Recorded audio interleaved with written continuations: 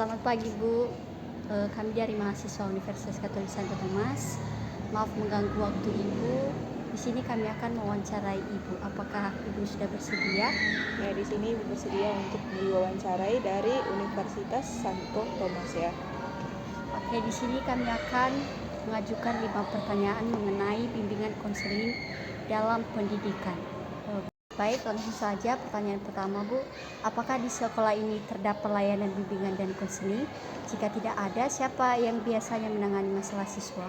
Oke, mengenai tadi layanan bimbingan konseling ya. Karena ini di tingkat sekolah dasar, tidak semua sekolah menyediakan layanan bimbingan konseling. Biasanya untuk layanan bimbingan konseling itu biasa dilakukan oleh wali kelasnya masing-masing. Sekarang pertanyaan kedua, menurut Ibu apakah layanan bimbingan dan konseling penting ada di sekolah dan mengapa? Kalau menurut Ibu sendiri untuk layanan bimbingan konseling itu sangat penting ya. Kenapa sangat penting? Karena dari layanan bimbingan konseling ini kita dapat menentukan karakter siswa tersebut.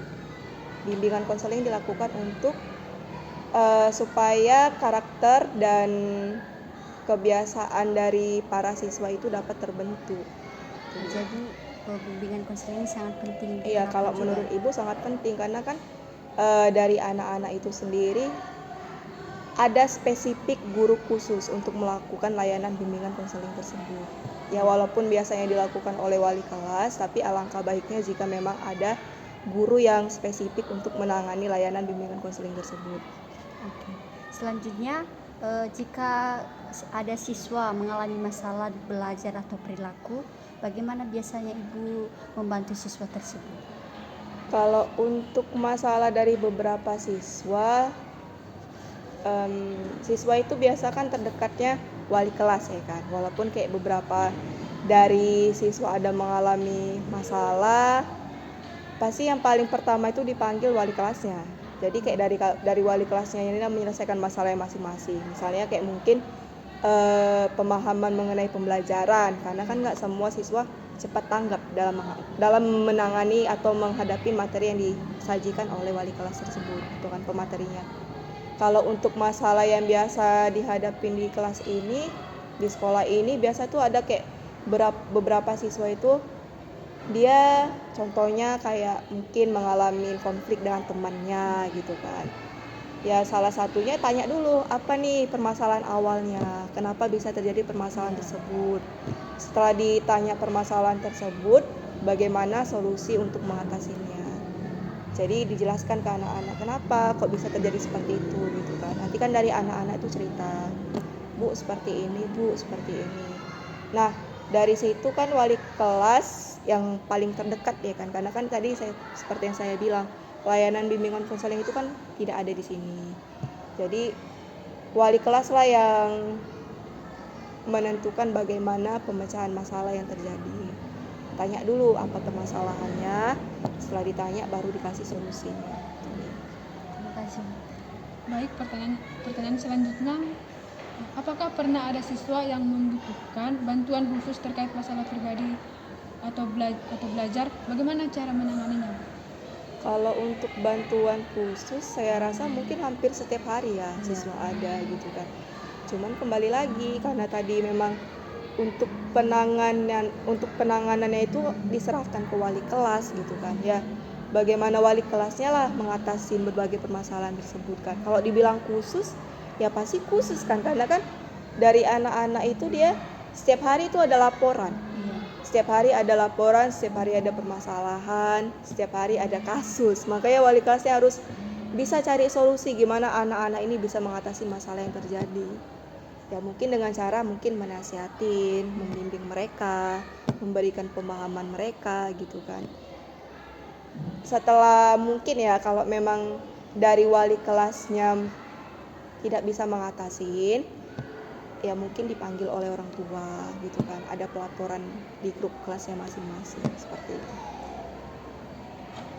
Pertanyaan selanjutnya yaitu, menurut Ibu, apakah keberadaan guru BK dapat membantu tugas guru dalam membimbing siswa? Kalau menurut saya sangat terbantu, karena kan selama ini di SD itu tidak ada guru khusus BK gitu kan. Ya mungkin memang bisa untuk anak-anak itu membuat laporannya ke wali kelas masing-masing gitu kan, tapi kan lebih spesifiknya itu ke guru layanan bimbingan konseling, karena kan dia mempelajari secara khusus bagaimana karakter anaknya, bagaimana cara penyelesaian masalahnya, bagaimana cara mengatasi solusi masalahnya, membimbing mereka gitu kan. Ya walaupun mungkin kayak untuk guru wali kelasnya sendiri ada mempelajari, cuman kan nggak spesifik ya, dia hanya sebatas mungkin bimbingan konseling seperti ini, tapi kan nggak spesifik gitu, nggak rinci dia. Baik Bu, sekian saja pertanyaan dari kami. Terima kasih kepada Ibu yang telah meluangkan waktu untuk menjawab beberapa pertanyaan kami. Sekian, terima kasih Bu. Selesai? Ya, terima kasih. Selamat salam ya sudah. Ya kayak gini. Oke, ya. Kasih ya. Selamat siang Bu. Baik, terima kasih kepada Ibu sudah memberikan waktunya sedikit untuk kami melakukan wawancara. Kami akan mewawancara Ibu tentang wilayah pelayanan guru bimbingan konseling dan guru mata pelajaran dalam kurikulum sekolah. Nah, yang menjadi pertanyaan saya Bu, di sekolah ini kan Bu tidak ada guru BK. Siapa yang biasanya membantu siswa yang mengalami masalah di kelas? Karena berhubung di sekolah ini juga nggak ada guru BK yang biasanya membantu siswa mengalami masalah di dalam kelas itu tentunya wali kelas. Terkadang juga ada peran guru mata pelajaran dalam membantu, misalkan karena kan di bidang-bidang tertentu ada juga guru mata pelajarannya, maka masalah yang dihadapi siswa diatasi oleh wali kelas dan guru mata pelajaran. Baik Bu. Nah, pertanyaan kedua Bu, apakah wali kelas juga memberikan bimbingan kepada siswa yang mengalami kesulitan belajar atau masalah perilaku?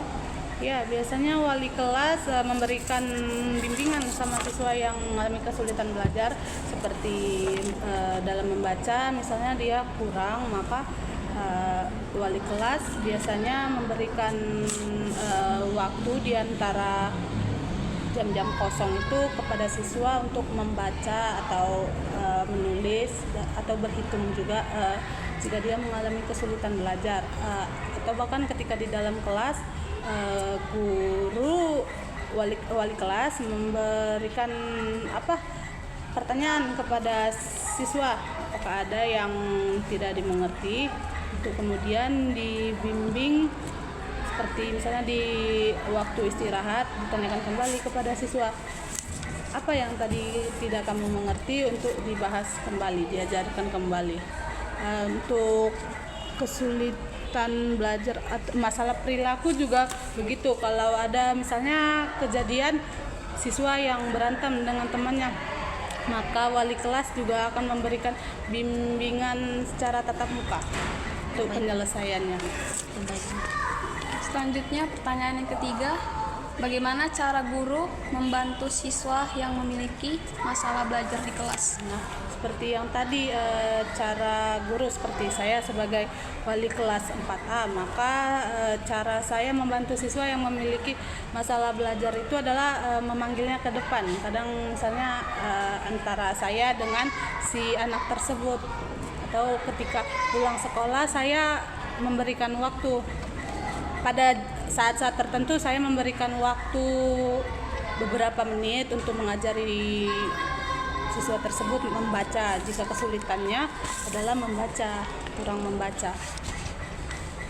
Baik, pertanyaan selanjutnya nomor 4, apakah guru pernah bekerja sama dengan orang tua untuk mengatasi masalah siswa? Untuk mengatasi masalah siswa, guru selalu bekerja sama dengan orang tua, apalagi jika menyangkut sudah ada kontak fisik, contohnya berantem, berkelahi, udah ada kontak fisik antara siswa dengan temannya yang menjadi korban, maka guru amat sangat bekerja sama dengan orang tua agar orang tua juga tahu kan dan bisa mengkontrol sifat anaknya gitu. Yang terakhir Bu, menurut Ibu apakah guru mata pelajaran juga memiliki peran dalam membimbing siswa selain mengajar? Tentu guru mata pelajaran perannya juga sangat banyak untuk membimbing siswa. Contohnya guru mata pelajaran agama. Sering ketika ada masalah itu guru agama itu sebagai konselor ya namanya, sebagai pihak yang juga membantu siswa menyelesaikan masalahnya dan membantu memberikan nasihat kepada siswa tersebut untuk tidak berperilaku yang tidak baik gitu. Baik Bu, terima kasih kepada Ibu sudah menjawab atas pertanyaan wawancara kami. Iya, sama-sama.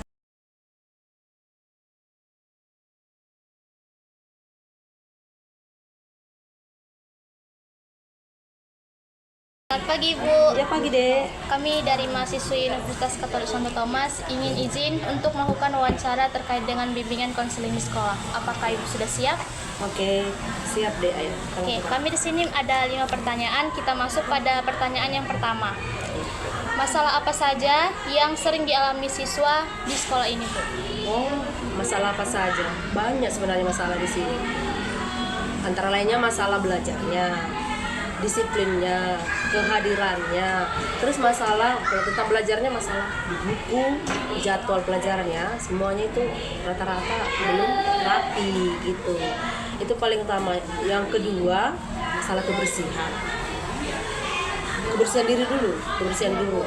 Mereka itu kurang peduli, entahlah karena orang tuanya juga peduli, nggak tahu gitu kan. Baru yang ketiga masalah kebersihan di lingkungan sekolah, terutama di kamar mandi, susah dibilangin. Banyak masalah yang dihadapi sih sebenarnya. Karena memang rata-rata siswa kita ini kan dari orang tua, keluarga kampung. Gitu Bu. Kita lanjut ke pertanyaan yang kedua. Di waktu proses pembelajaran, apakah siswa pernah mengalami kesulitan belajar, masalah disiplin, atau masalah dengan teman sejawat mereka, Bu? Hampir Seluruhnya begitu ya, Bu? Iya, hanya berapa persen itu anak-anak itu yang bisa disiplin. Kalau memang anak-anak itu yang tinggal sama orang tua memang ada, memang mereka disiplin, teratur memang kalau soal belajarnya. Tapi lebih banyak lah yang tidak disiplin soal belajarnya. Kalaupun nanti masalah kecil ya kan, misalnya jadwal pelajaran tiap hari lah, bisa tinggal nanti kan. Pelajaran PKN misalnya nggak bisa, nggak ada Bu, nggak dibawa, lupa gitu kan. Itu kan masalah sudah kan. Padahal udah kelas 5 sebenarnya kan, nggak mesti diatur-atur orang tua lagi sebenarnya, bisa mandiri. Tapi itulah anak zaman sekarang kan, itu masalahnya. Terus yang kedua lagi di PR itu kita di sini nggak boleh banyak. Saya kan dulu dari swasta, kalau di swasta itu PR itu minimal 50 gitu kan, banyak kan LKS lah dulu gitu kan. Kalau di sini terus datang kepala sekolah, Bu jangan banyak PR-nya ya kan. Kenapa? Terkejut saya kan, ya nggak boleh, nanti orang tua di sini anak-anak nggak terlalu bebani gitu. Akhirnya PR-nya masih 5. Itu pun yang 5 ini sudah kita share di grup, tidak siap. Lalu kita buat itu, kenapa tidak siap? Ngantuk Bu, kenapa tidak siap? Lupa Bu, itulah alasan klasiknya. Ngantuk, lupa, capek. Itulah yang dia ada di situ belajarnya. Guru itu kayak aktor, bukan hanya mengajar, bukan hanya mentransfer ilmu kan. Cara mengatasi mereka itu kita bikin catatan sambil memeriksa di PR, catatan kita bikin di buku di buku tulisnya kita bikin juga catatan. Terus karena ada grup sekarang itu lainnya ada di grup, kita bikin di grup, tolong ya anak saya ini begini, tapi kita japri satu. Lalu kalau memang secara general dia di grup kita bikin masalah kan. Misalnya rata-rata anak itu 20, hanya 5 orang yang mengerjakan, jadi 15 nggak mengerjakan, bisa kita buat di grup. Tapi kalau hanya 4-5 orang, kita japri mereka, kita jalan juga mereka di grup kan gitu kan. Ya kita bikin juga, kita kasih tahu sama orang tuanya, kita kasih tahu juga sama kepala sekolah, si Anu Bu, belajar sekian PR-nya udah berapa hari gitu. Itu aja. Gitu ya, Bu.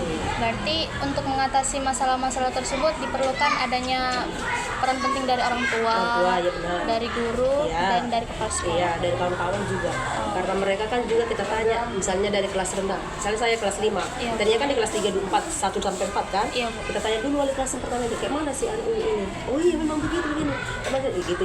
Jadi bahan pertimbangan kita juga, bahan koreksi juga. Ya memang seperti itu dia gitu. Jadi bukan hanya kita sendiri, guru yang sebelumnya pun kita tanya di sini. Jadi antara sini semua guru saling memberi tanggapan. Iya sih Anu. Baik Bu, selanjutnya pertanyaan nomor 4, menurut Ibu, apakah siswa membutuhkan layanan khusus seperti bimbingan dan konseling di sekolah? OBK ya. Iya. Seharusnya ada. Kalau kami di swasta ada khusus orangnya jurusan bimbingan konseling gitu. Harusnya ada. Di sini nggak ada. Jadi di sini yang merangkap itu udah semuanya. Di sini. Harusnya ada. Penting kali kan untuk bimbingan konseling itu. Dan itu kan jadi evaluasi kita, catatan kan harus ada khusus catatan bimbingan konseling kan. Nah jadi nanti disampaikan ke wali kelas, Bu si Alin ini perjanjiannya sama orang tuanya ini tolongnya ditagih kata orang gurunya sama kita wali kelasnya. Itu harus kita lakukan, tapi sayangnya di sini tuh.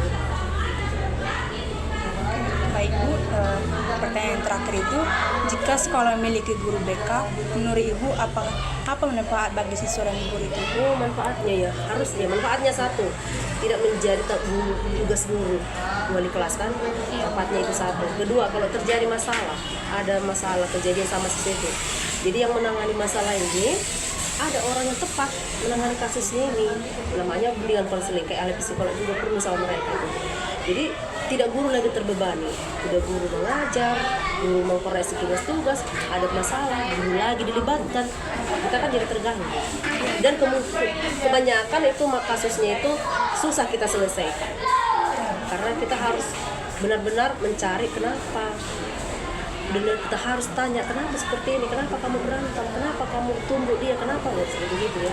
Coba ada guru bimbingan konseling, langsung kita lapor aja, ini Bu ada kasus anak ini dicatatkan gitu. Seandainya pun mereka buat perjanjian, baru dikasih tahu sama kita perjanjiannya ini dengan ditandatangani orang tua, diketahui oleh orang tua. Kalau memang masalahnya agak lebih parah, lebih besar, misalnya mereka sampai berdarah, orang tua si korban dan pelaku itu kita panggil ke sekolah. Jadi kan jadi kerjaan guru kan. Seharusnya guru BK yang menghubungi mereka gitu seperti itu. Sepatutnya setiap sekolah harus ada sih. Karena kita datang manusia. Bukan komputer, bukan laptop, hanya kita datang manusia. Jadi otomatis kita itu harus ada yang khusus menangani bimbingan konseling dan ahli psikologi. Baik Bu, terima kasih atas waktu yang telah Ibu berikan kepada kami. Informasi-informasi yang kami butuhkan sudah terjawab semua. Terima kasih Bu. Iya, sama-sama. Terima kasih. Terima kasih ya, Bu. Oke, sukses ya. Lanjut.